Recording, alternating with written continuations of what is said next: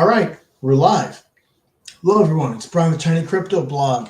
We are doing Cost of Crypto episode 33 as the weekly review ending the week of 13th of October, 2023.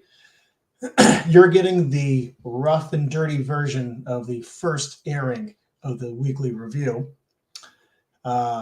Microphone, can't find it. Get the microphone off the camera, get what you get. Just plain it off the cuff. But what I want to do with these videos are cover things for the week that are worth noting and just worthwhile. So the first one, the FTX trial has been in its second week.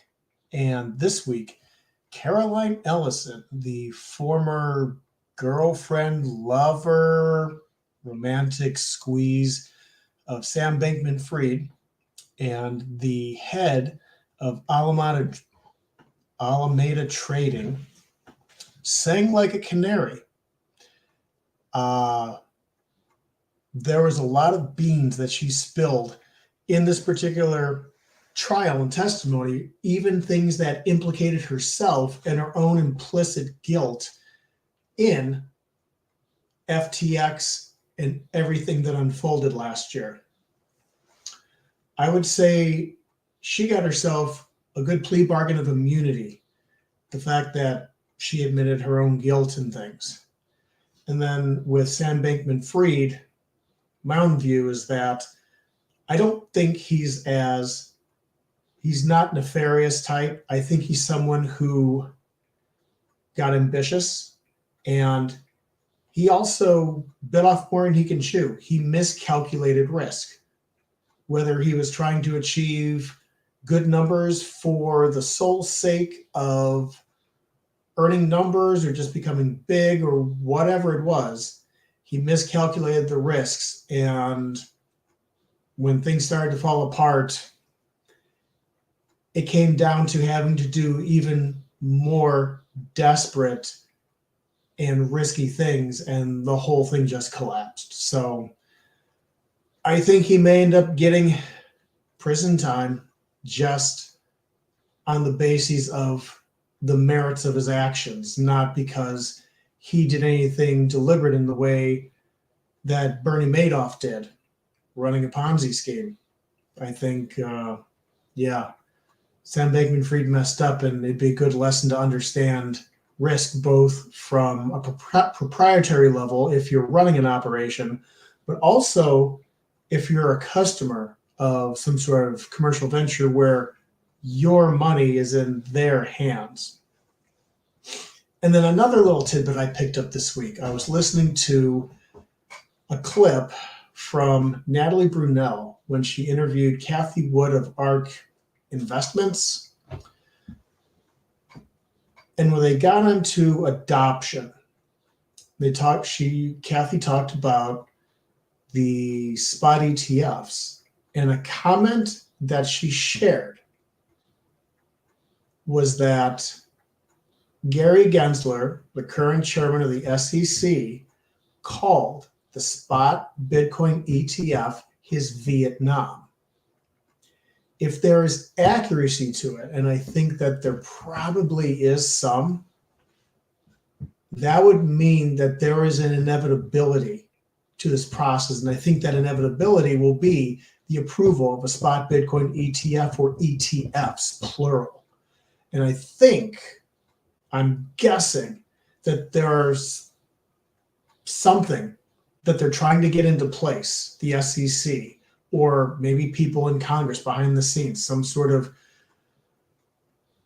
know your customer rules or some sort of tax rules or something in place before this is approved, so that once it's approved, it's straight down the runway and ready to go. From a personal level, and this is not financial advice, this is just me saying what I'm doing. Whatever you have to do, you have to take responsibility for it, do your own research, and the choices you make rest upon your shoulders.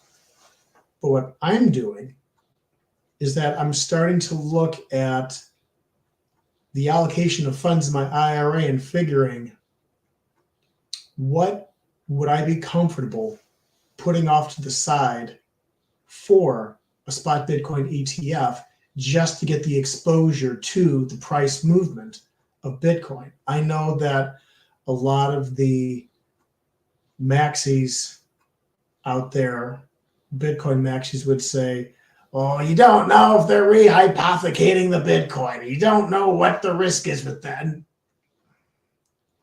it's a derivative. A spot Bitcoin ETF, and ETF in general, is a derivative. It's a way to get exposure through structured means. That said, know your risks. Know what the vulnerabilities are. Know where the risk vectors are. Understand that if you put all your eggs in one basket, you're taking one hell of a gamble. And if you need to pull out, are you able to pull out? Do you only pull out half? You need some sort of exit plan for different scenarios. You don't want to be just go in there and go, well, I'll see what happens. If you're going to execute something like that, have a plan in place so that if scenario A, B, C, or D happens, you have some sort of groundwork in place so that you are not caught off guard and you can minimize any losses or damage to your wealth. I'm looking at it as, aside from the exposure, we're also heading into the next bull price cycle. And that will act as an accelerant and also an attention grabber for the spot ETF, because we're already seeing more and more mentions of, very quietly and very slowly, of family offices, wealthy people, institutions getting dibbles and dabbles. I think Ray Dalio no. Oh gosh, not Ray Dalio. The Texan, he had that video trader that gets taken down. His name's going to pop into my head.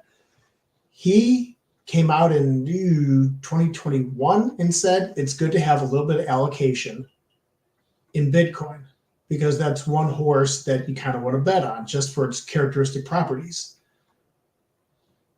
He came out again this week emphasizing you should have a little bit of Bitcoin allocated in your portfolio just to be on the safe side.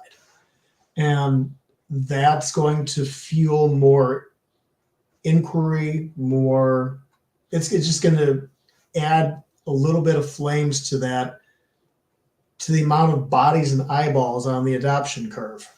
And that when you throw in additional buying demand from a fixed asset supply, which that increases the buying pressure and upward price movement, you're also going to get, you mix that in with a bull market cycle where prices are going up, you're literally throwing gasoline on the flames. And that's just gonna, it's gonna create one big bump. I mean, what starts out slow and steady is gonna really pick up. How much? I don't know. What price levels beats the hell out of me. I learned a long time ago. Never predict prices. Never predict them. Direction, yes. Price, you're wasting your time. So we'll see where that unfolds. And I think that's about it for this week. Next week, I'll probably do a little bit more planning. I'm playing around with, StreamYard, and figuring out how all the nuts and bolts work and the screen changes and everything. Maybe I'll use OBS. I don't know. This one was off the cuff. Big shout out to Keith over at CryptocoinMindset.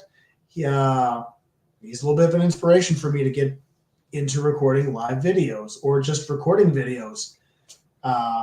So Keith, thank you. Get me back in the saddle. If you haven't followed him, follow him. He's there to help people understand the basics, especially if you're new to Bitcoin and cryptocurrencies. He's a good resource.